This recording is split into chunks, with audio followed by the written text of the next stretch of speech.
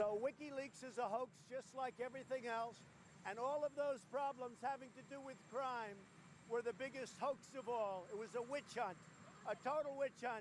And when you saw Robert Mueller's statement, the earlier statement, and then he did a recap, he did a correction later on in the afternoon, and you know what that correction was, and you still ask the question. You know why? Because you're fake news, and you're one of the most. And let me just tell you, the fact that you even asked that question, you're fake news, because you know what? He totally corrected himself in the afternoon, and you know that just as well as anybody. Caitlin.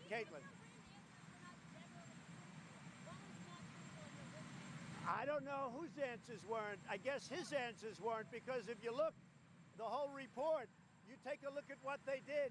Some of the things that he didn't even know about. Some of the things he didn't even know what was going on. But you know, in the end, what he did, he actually probably came through for himself. The performance was obviously not very good. He had a lot of problems.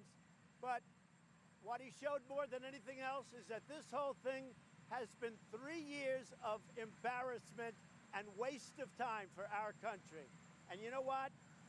The Democrats thought they could win an election like this. I think they hurt themselves very badly for 2020. Did Donald Trump Jr. speak with Robert Mueller?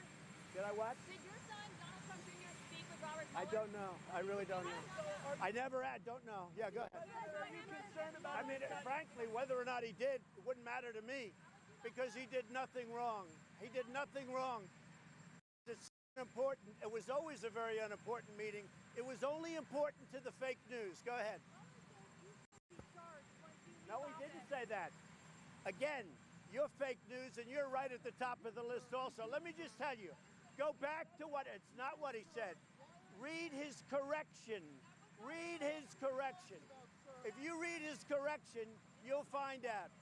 That's why people don't deal with you, because you're not an honest reporter.